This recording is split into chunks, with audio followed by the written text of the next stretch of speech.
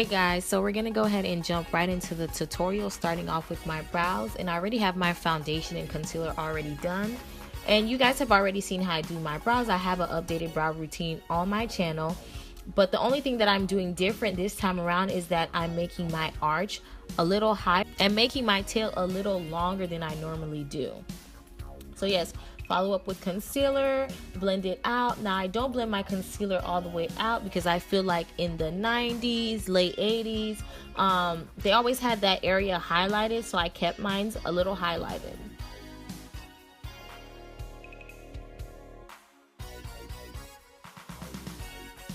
So next up, I'm gonna go ahead and prime my eyelid. I'm just using my Tarte Shape and Tape concealer, blending that out with a beauty blender.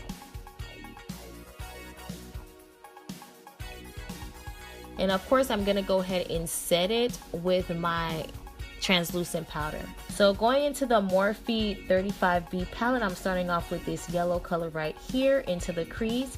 And if you guys have ever seen the video, you know that she has like an almost sunset gradient look going on. So you gotta really make sure you're blending when you're doing this look.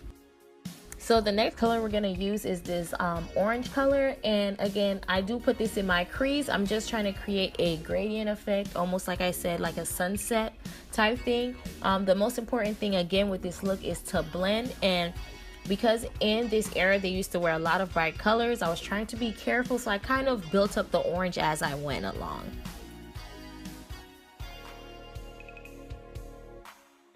Now the next color we're gonna go ahead and use is this reddish orangish pinkish shade. I go ahead and also apply that in my crease, but I bring it a little more towards the inner parts of my eye as well. And again, with the color, I just slowly build that up. So I do add a tiny bit of that reddish pinkish color towards my outer V, just to help with that gradient effect.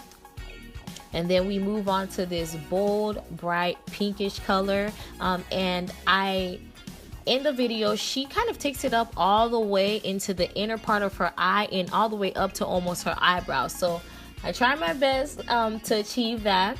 And now, again, I built it up. The initial brush I was using was a little too fluffy, so I opted for another brush. And I'm just gonna go ahead and build that up, and you guys can see that I'm stroking towards my brows.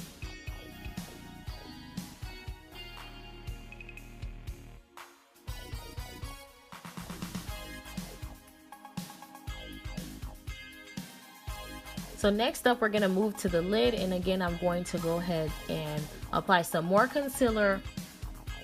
And I'm doing this to ensure that the eyeshadow, since it's a light green color, will pop.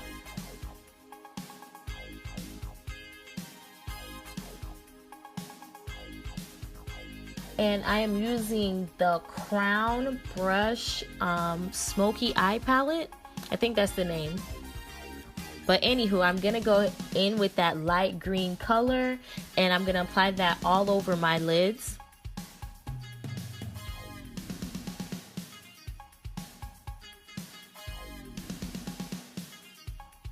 Now, because I felt that this green was a tad bit too light, I went ahead and topped it off with a slightly darker green just to add a little more color.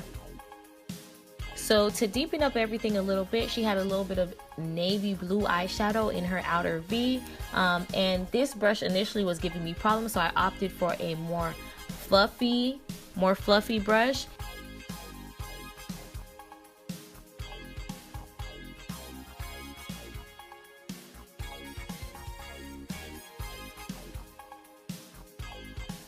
And you guys want to make sure this part you really blend.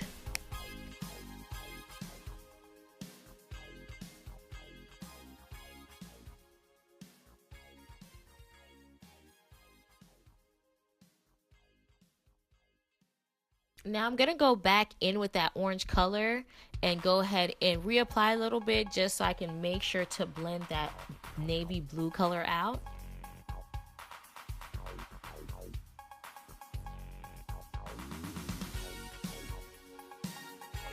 So I go back and add some more pink towards the bottom of the blue, just to go ahead and bring that down to the lash line.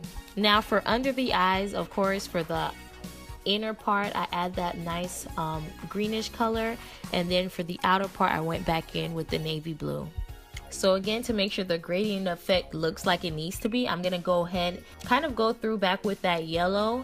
And because under her brow bone was a little highlighted again, I do add a neutral tone eyeshadow underneath my eyebrows. Now our girl was all blushed up in this video, so again, because they love intense color, I'm just making sure to add my blush and build that color little by little. And you guys know that highlighting, especially my nose, is my favorite part, and I'm sure Whitney probably was not highlighting, but I couldn't skip that step. Okay, so next up is the lips, and she had a corally color, so I'm gonna go ahead and line my lips with my favorite brown liner, and then I'm gonna use an oldie but goodie Lippie here to achieve that corally color.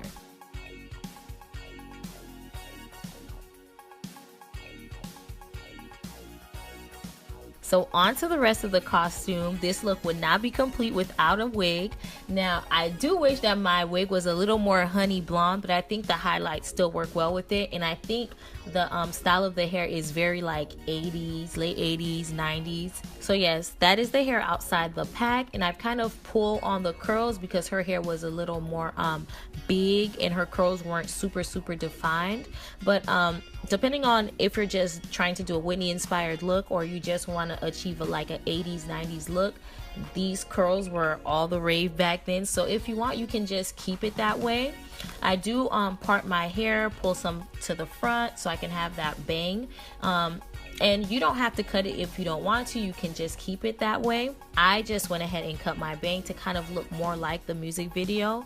So yeah, I just cut in a diagonal. Of course, I took my time, cut little by little, and you guys would have swore I was cutting my own hair with these facial expressions. And of course, this look would not be completed without the earrings. I hope you guys enjoyed watching this as much as I enjoyed creating it. And until next time, bye.